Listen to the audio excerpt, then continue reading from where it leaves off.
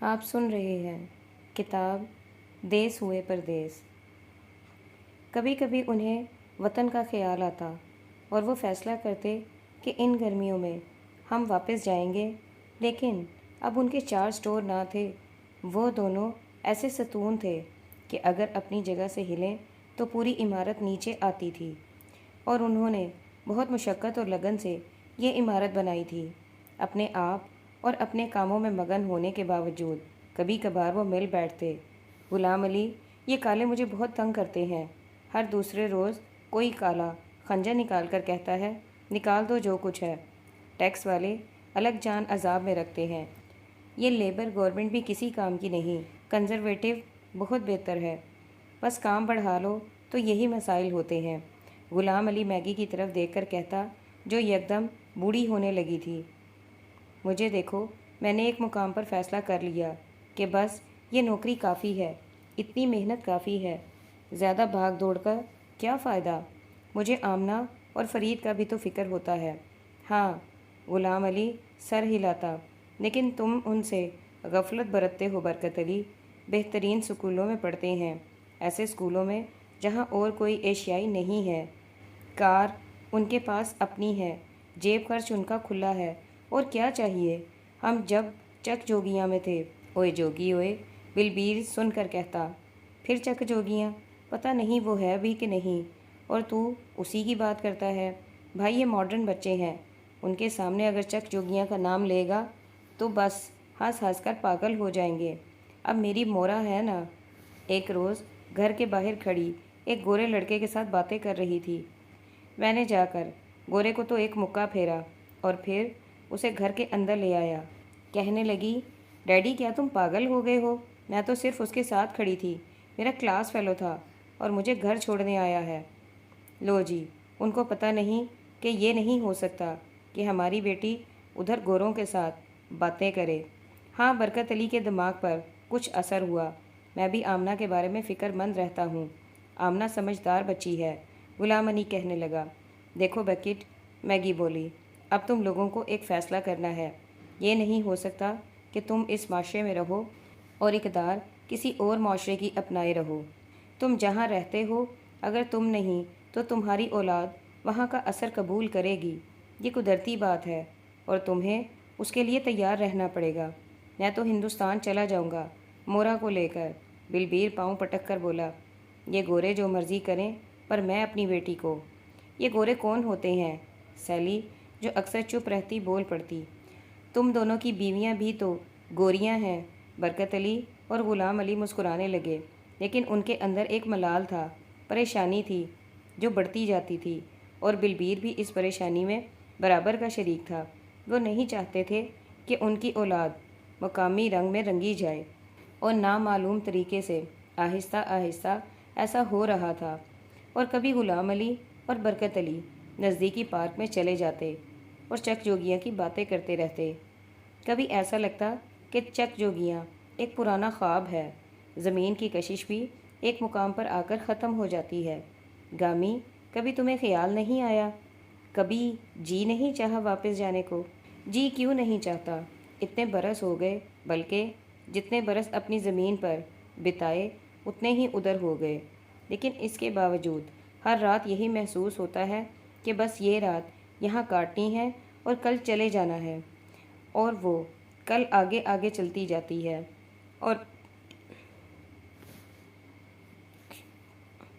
اور میں بھی ذرا سانس لیتا ہوں تو یہی سوچتا ہوں کہ میں نے کچھ ہو جائے واپس ضرور جانا ہے۔ بھائی عنایت علی کا خط آیا تھا کہ بہن طفیل بی بی بھی اب بیمار رہتی ہے۔ اکرم کا کچھ لکھا؟ نہیں، اکرم کے بارے میں کبھی تفصیل سے نہیں لکھتا، بس اتنا لکھتا ہے کہ اکرم ٹھیک ہے۔ تم نے آمنہ کے بارے میں کچھ سوچا؟ اب سوچنا چاہیے۔ ہاں، میں اسے دیکھتا ہوں تو ایک دھکا سا لگا رہتا ہے کہ اتنی جلدی اتنی بڑی ہو گئی۔ اس کے طور طریقے بھی گوریوں کی طرح ہیں، اتنا سمجھاتا ہوں، پر جین ہی پہنتی ہے اور دوپٹے کا تو سوال ہی پیدا نہیں ہوتا۔ جن لوگوں نے ادھر اپنوں میں شادیاں کی اور پھر ادھر ولایت آ گئے، ان کی اولاد ان کے قابو میں نہیں ہے۔ تو آمنہ تو یوں بھی آدھی انگریز ہے، پر خون تو میرا ہے نا، نور دین کی اولاد ہے۔ غلام علی سر جھکا کر ہنسنے لگا۔ واہ برکت علی واہ، کہاں کی باتیں کر رہے ہو؟ تم کوئی رشتہ دیکھو، آمنہ مان جائے گی۔ میں نے اس سے پوچھنا ہی نہیں، لڑکیاں ان معاملوں میں نہیں بولا کرتی۔ میں اب دھیان رکھوں گا۔ پاکستانیوں کے لڑکوں کو بھی تو خدا کی مار ہے، گوریوں کے ساتھ ہی اٹھتے بیٹھتے ہیں اور بیئر پانی کی طرح پیتے ہیں۔ کوئی نیک اور شریف لڑکا ملا تو بات کروں گا۔ آمنہ کے بارے میں سیلی بالکل چپ رہتی، کیونکہ ایک مرتبہ جب وہ کسی کلاس فیلو کے ساتھ فلم دیکھنے چلی گئی اور واپسی پر برکت علی نے اسے تھپڑ مارا تو سیلی رہ نہ سکی۔ اس نے کوئی جرم نہیں کیا، سیلی نے کہا تھا۔ جوان ہے تو اسے بھی اپنی زندگی گزارنے کا حق ہے۔ برکت علی کی آنکھیں خون ہو گئیں اور وہ بھرائی ہوئی آواز میں بولا تھا، سیلی، مجھے اپنے دادے نور دین کی قسم ہے، آمنہ اگر دوسری گوریوں کی طرح ہو گئی تو میں اسے قتل کر کے پھانسی لگ جاؤں گا۔ یہ زندگی اس طرح گزارے گی جس طرح ہماری بیٹیاں گزارتی ہیں۔ اس کے بعد سیلی نے کبھی کچھ نہ کہا، کیونکہ وہ جانتی تھی کہ برکت علی بالکل ایسا کر سکتا ہے۔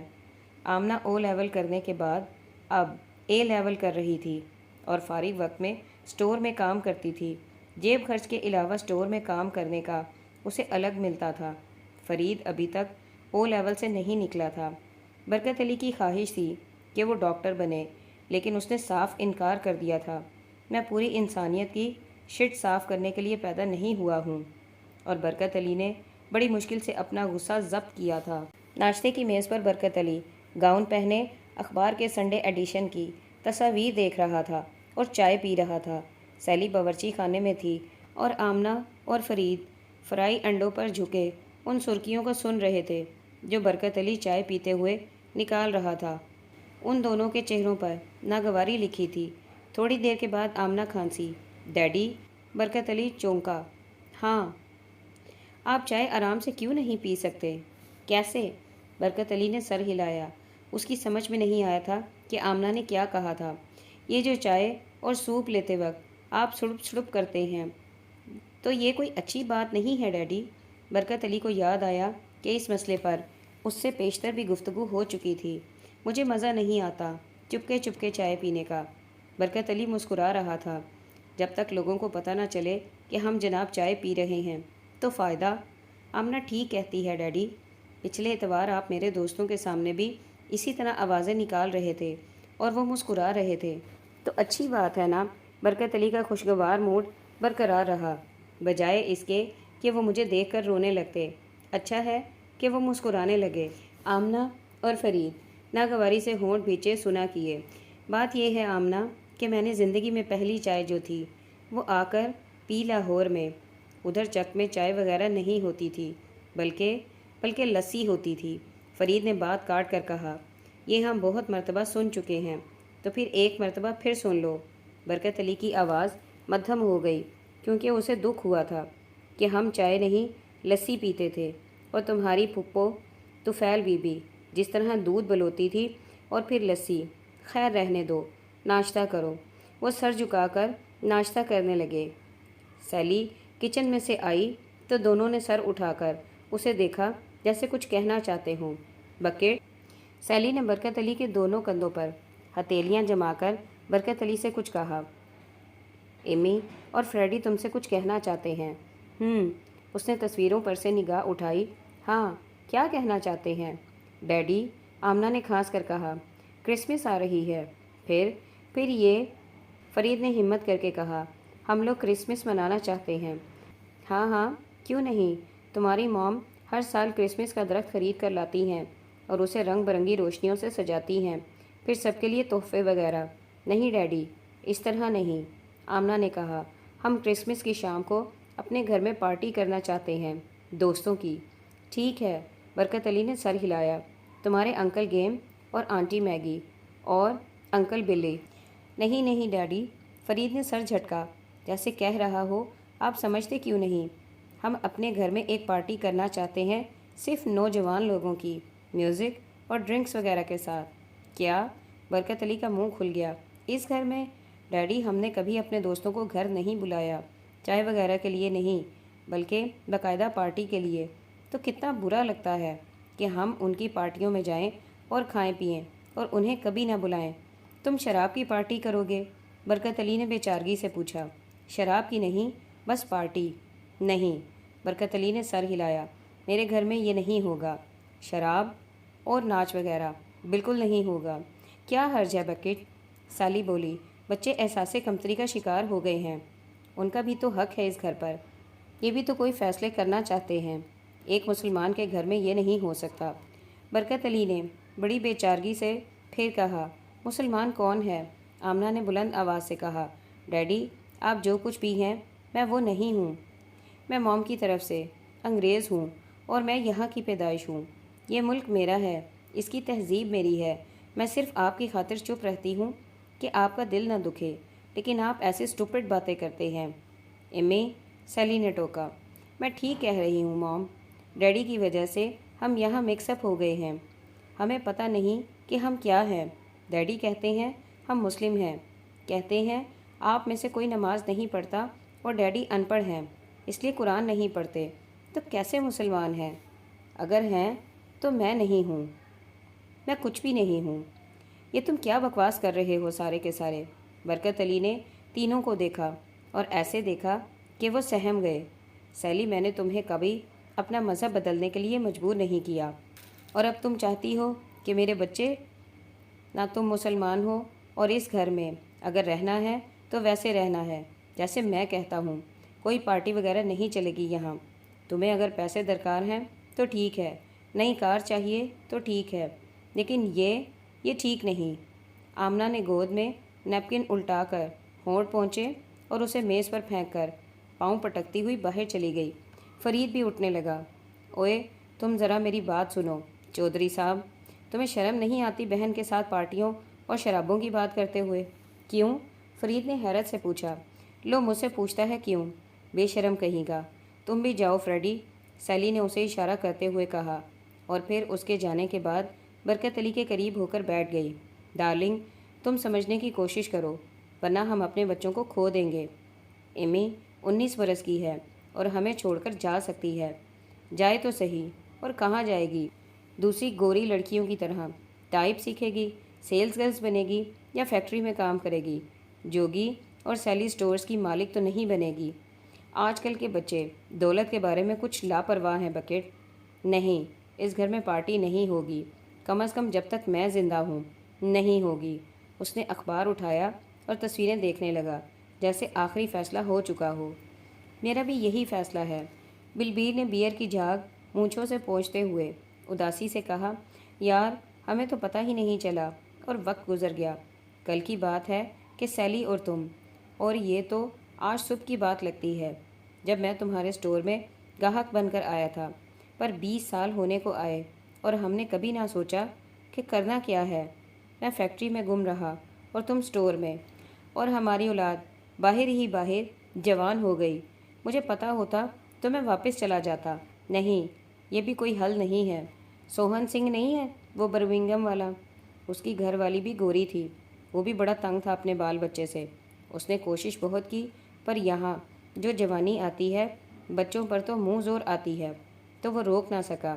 پھر انہیں ہندوستان دکھانے کے بہانے گرمیوں کی چھٹیوں میں جہاز پر بٹھایا اور لے گیا دلی، اور وہاں سے گاڑی میں بیٹھ کر سیدھا ہوشیار پور کے پاس اپنے گاؤں میں۔ وہاں جا کر اس نے کہا کہ لو بھائی، یہ ہے تمہارا اصل، اور اب بندے کے پتر بنو اور آرام سے زندگی گزارو۔ 1 ہفتے بعد صبح سویرے اٹھا تو پورا گھر غائب، گوری بھی۔ پتہ چلا کہ وہ دلی میں جا پہنچے برطانیہ کے سفارت خانے میں، اور کہنے لگے کہ جی ہم برٹش نیشنلٹی ہیں اور ہمارا باپ ایک ظالم سکھ ہے جو ہمیں اغوا کر کے یہاں لے آیا ہے، ہمیں واپس ہمارے وطن بھیجو۔ انہوں نے بھیج دیا، اور سوہن سنگھ اب اکیلا رہتا ہے برمنگھم میں اور شراب کے ساتھ مت مارتا ہے۔ یہ بڑا بیڑا غرق ہوتا ہے کہ یہاں کی پیدائشی کو نیشنلٹی دے دیتے ہیں۔ یہی وجہ ہے ان کے چوڑ ہونے کی۔ انہیں پتہ ہو کہ انہوں نے واپس جانا ہے تو بالکل ٹھیک رہیں۔ ویسے برکت علی، میں تجھے مان گیا ہوں۔ بلبیر جو ابھی اداس تھا ابھی کہکا مار کر کہنے لگا، تو نا بہت کنٹرول میں ہے اپنے۔ کیسے؟ یاد ہے جب میں تیرا یار بنا تھا وہی ساسیج والی فیکٹری میں، تو پہلے دن تجھے پب میں لے گیا تھا اور تجھے بیئر پینے کو کہا تھا، تو نے جواب دیا تھا کہ بس یہ کام میں نے نہیں کرنا۔ مجھے یقین تھا کہ آخر کار تو یہ کام ضرور کرے گا، جیسے سارے لوگ کرتے ہیں، پر تو پکا رہا، آج تک ہاتھ نہیں لگایا، بہت کنٹرول میں ہے تو۔ اب اس کنٹرول کا کیا کروں جو آمنہ اور فرید پر نہیں ہے؟ دیکھ برکت، اوئے جوگی اوئے، تیری جو گھر والی ہے نا، کہتی ہے کہ بچے گھر سے بھاگ جائیں گے تو یوں ہی تجھے ڈراتی ہے۔ تو نہ اپنی آل اولاد پر ہاتھ مضبوط رکھ، کوئی نہیں بھاگتا۔ جانا کہاں ہے؟ اب میں تمہیں مورا کی بات بتاتا ہوں۔ اس نے اسے اسکول سے بھی اٹھا لیا، مجال ہے اس کی کہ گھر سے باہر جائے۔ پچھلے 2 مہینے میں ایک بار اسے خود لے کر گیا تھا اس کی ایک پاکستانی گرل فرینڈ کے پاس۔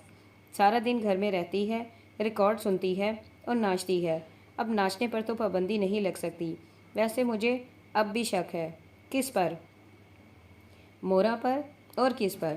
وہ جو اس کے ساتھ اسکول میں ایک گورا پڑھتا تھا نا، جسے میں نے ذرا مرمت کیا تھا، تو میرا خیال ہے وہ اسے فون کرتا ہے۔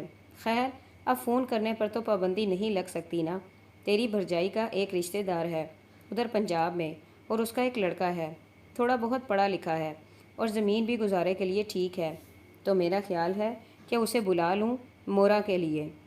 مورا سے پوچھ لینا بلبیر بھائی، ادھر کا ماحول بڑا خراب ہے۔ لو میں پوچھتا ہوں مورا سے۔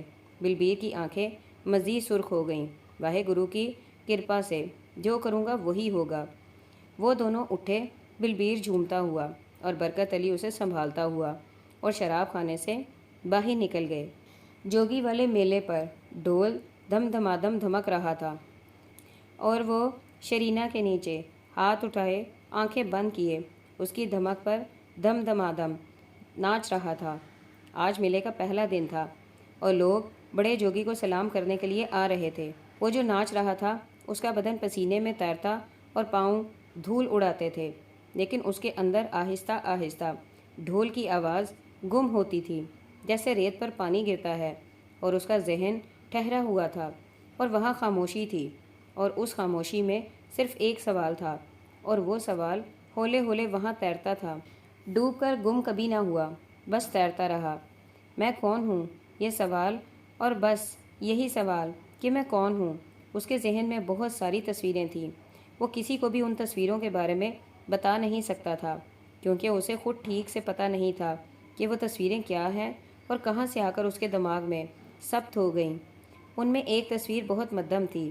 ایک دھول آلود گلی ہے اور وہ ایک گود میں ہمکتا ہے۔ اس کی ناک میں ماں کے پسینے کی مہک ہے جسے وہ پہچانتا ہے، اور اس کا منہ بار بار ماں کے بدن سے لگتا ہے، اور ماں کو پسینہ آیا ہوا ہے۔ کیا وہ ماں تھی یا کچھ اور؟ پتہ نہیں۔ تصویر بہت مدھم ہے، اور پھر وہ گلی سے نکلتی ہے اور گاؤں سے باہر کھیتوں میں جاتی ہے۔ اسے یوں معلوم ہوتا ہے کہ ہوائیں تازگی آتی ہے، اور پھر وہ اسے ایک جگہ پر لٹاتی ہے اور کھیتوں میں چلی جاتی ہے، اور پھر پتہ نہیں کیا ہے، کوئی اس پر جھکا ہوا ہے، پھر پتہ نہیں کیا ہے، ایک اور گود ہے، لیکن وہ ماں کی گود نہیں۔ اس بدن کے پسینے میں بو ہے، اور وہ بھاگتا ہے اور وہ اسے دیکھتا ہے، پوٹلی میں بند اسے دیکھتا ہے، اور پھر وہ بھی اسے اسی جگہ لٹا کر، پھر پتہ نہیں کیا ہے۔ تصویریں مدھم ہوتی جاتی ہیں۔ بڑے جوگی کے میلے پر لوگ جوگ در جوگ آ رہے ہیں۔ یہاں ان کا بڑا دفن تھا جس نے ان کا بوٹا لگایا، جس کی وہ آل اولاد تھے، وہ بھی اس کی آل اولاد میں سے تھا اور ناچ رہا تھا۔ ڈھول والا جا چکا تھا، لیکن ڈھول کی آواز وہیں چھوڑ گیا تھا، اور اس کے کان اسے سنتے تھے، اور وہ ناچتا تھا۔ شام کے سائے بچھتے ہوئے صحن بھرنے لگے۔ طفیل بی بی نے اس کے بازو پر ہاتھ رکھا اور ہولے سے کہا، پتر اب بس کر، اور وہ وہیں رک گیا جہاں تھا، ہاتھ اوپر اٹھائے اور پاؤں دھول میں۔ طفیل بی بی نے اس کے ہاتھ پکڑ کر نیچے کیے۔ آ گھر چلیں۔ وہ سر جھکا کر اس کے ساتھ ہو لیا جیسے اس کے انتظار میں تھا۔ رات کو وہ اسی طرح سر جھکائے شوربے میں روٹی ڈبو ڈبو کر کھاتا رہا۔ سالن اور لے لو، طفیل بی بی نے ہانڈی میں ڈوئی چلا کر کہا۔ اس نے انکار میں سر ہلایا۔ کتنے دنوں بعد یہاں میرے پاس آ کر بیٹھے ہو، شرم نہیں آتی؟ اس نے پھر انکار میں سر ہلایا۔ طفیل بی بی نے لالٹین کی ناکافی روشنی میں اکرم کی طرف دیکھا۔ تو میرے بھائی کی نشانی ہے، پر کیسی نشانی ہے کہ جسے اپنے نشان اور نام کا بھی پتہ نہیں، سارا سارا دن ویران پھرتا رہتا ہے۔ لوگ کہتے ہیں کہ سدائی ہے، پر تو چنگا بھلا ہے۔ میں جانتی ہوں تو چنگا بھلا ہے، اس لیے تو میں جو کہتی ہوں تو ویسے ہی کرتا ہے۔ کبھی تو مہینوں غائب رہتا ہے، میں تجھے ڈھونڈتی پھرتی ہوں کہ تیرا نشان ملے، کہیں راستے کی دھول میں تیرے قدموں کا نشان ملے۔ اور پھر کوئی مرد، عورت، بچہ اسی دروازے میں سے جھانک کر کہتا ہے، ماسی، تیرا سدائی بھتیجا فلاں جگہ پر بیٹھا ہے یا اس کھیت میں سو رہا ہے اور میں تجھے جا کر لے آتی ہوں۔ اور پھر تو سہمے ہوئے خرگوش کی طرح میرے ساتھ چلا آتا ہے اور سر جھکا کر میرے پاس بیٹھ جاتا ہے، اور کئی روز تک تو سر نہیں اٹھاتا، میرے پاس رہتا ہے۔ میرے کلیجے میں ٹھنڈک پڑتی ہے کہ میرا خون میرے پاس ہے۔ اور پھر ایک صبح اٹھتی ہوں تو تجھے غائب پاتی ہوں، تو چلا جاتا ہے۔ آج بھی یہاں اسی صحن میں بیٹھی تھی کہ ترخانوں کی رنبے نے آ کر کہا، ماسی تجھے مبارک ہو، تیرا سدائی بھتیجا بڑے جوگی کے میلے پر ناچ رہا ہے۔ اور میں سارا کام کاج وہیں چھوڑ کر بھاگی کہ تو چلا نہ جائے، گم نہ ہو جائے۔ اب دیکھتی ہوں کہ تو کتنے روز میرا گھر آباد رکھتا ہے۔ اکرم سر جھکائے کھانا کھاتا رہا۔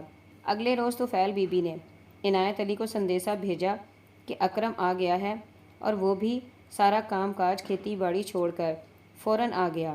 واہ جی، آج تو موج ہو گئی۔ عنایت علی کی نیلی آنکھوں میں نمی تھی۔ آج تو میرا پتر آ گیا۔ اس نے آگے بڑھ کر اکرم کو گلے لگا لیا۔ کہاں گیا تھا؟ کہیں نہیں، اکرم نے مسکرا کر کہا۔ چل جھوٹا بے ایمان۔ میں نہیں جھوٹا بے ایمان، وہ سر ہلا کر بولا۔ میں ادھر گیا تھا اسٹیشن پر، پھر گیا تھا جو پیڑ کے پاس، اور پھر آ گیا تھا۔ کچھ کھایا پیا؟ عنایت علی نے اس کی پیٹھ تھپکتے ہوئے پوچھا۔ ہاں، اکرم نے سر ہلایا۔ روٹی کھائی، روٹی۔ چل، آج میرے ساتھ کنویں پر چل۔ بہن طفیل بی بی، میں اس کو ساتھ لے جا رہا ہوں۔ عنایت علی نے اکرم کا بازو پکڑا اور صحن سے باہر گلی میں لے گیا۔ بچے کی واڑوں کے ساتھ لگے اسے دیکھتے تھے کہ سدائی آ گیا۔ وہ دونوں گلی سے نکل کر باہر آئے اور کھیتوں کی طرف چلنے لگے۔ پتر، اب تو بڑا ہو گیا ہے، اب اس طرح بتائے بغیر نہ جایا کر، تیری بیبے ناراض ہو جاتی ہے۔ بیبے؟ اکرم رک گیا۔ بیبے قبرستان میں۔ بیبے ادھر قبر؟ ہاں، وہ ہے تو قبرستان میں، پر تیرا پوچھتی ہے، کہتی ہے، بھائی عنایت علی، جب تک برکت علی نہیں آ جاتا میرے بیٹے کا خیال رکھنا، تو نہ جایا کر۔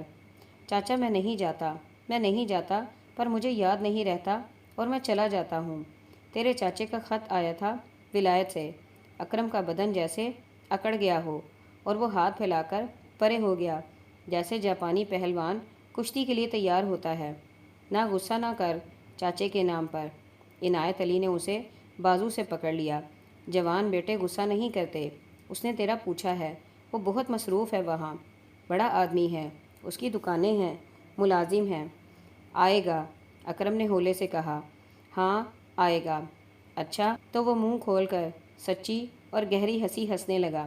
مخالف سمت سے گوجروں کا امام دین کاندھے پر پیتل کی گاگر رکھے چلا آتا تھا۔ وہ قریب ہوا تو اکرم نے اسے غور سے دیکھا اور پھر چیخ کر کہنے لگا، یہ تصویر میں ہے۔ کون تصویر میں ہے؟ عنایت علی نے حیران ہو کر پوچھا۔ یہ اکرم کی انگلیاں یہ پر حرکت کرتی گوجروں کے امام دین کی آنکھوں میں گھس گئیں۔ اوئے اکرم، اوئے اکرم! عنایت علی حیران پریشان اس کے کاندھے گرفت میں لے کر اسے الگ کرنے کی کوشش کرنے لگا۔ سدائی ہو گیا ہے، اوئے اکرم! اکرم فوراً پیچھے ہو گیا۔ امام دین آنکھوں پر ہاتھ رکھے، اوئے میں اندھا ہو گیا کہ بین کرتا زمین پر بیٹھ گیا اور زور زور سے سر ہلانے لگا۔ اکرم نے دونوں کو معصومیت سے دیکھا اور اس لمحے وہ نہیں جانتا تھا کہ امام دین کیوں چیخ رہا ہے اور چاچا عنایت علی اتنا ناراض کیوں ہے۔ کیا ہوا چاچا؟ اس نے پوچھا۔ تیرا سر ہوا، عنایت علی نے اس کے سر پر ایک تاپا مارتے ہوئے کہا۔ امام دین کو اندھا کرنے لگا تھا۔ تیرا چاچا ہے، اسے نہیں پہچانتا؟ اوئے، اسے نہیں پہچانتا؟ پہچانتا ہوں، اکرم نے سر ہلایا، اور تب امام دین نے سر جھٹک کر اوپر دیکھا اور اس کی دونوں آنکھیں بیر بوٹیاں تھیں، اور ان کی سرخی میں پہچانتا ہوں کی سیاہی تیر رہی تھی۔ چل اٹھ۔ عنایت علی نے آگے بڑھ کر امام دین کو سہارا دیا۔ مجھے معافی دے دے، یہ تو سدائی ہے، پتہ نہیں اسے کیا ہو گیا تھا، باولے کتے کو۔ میں بڑا شرمندہ ہوں امام دین، میں بھی شرمندہ ہوں۔ شرمندہ؟ اکرم کا سر جھکا ہوا تھا۔ پر تجھے کیا مار پڑی جو چاچے پر یوں ہاتھ اٹھا لیا؟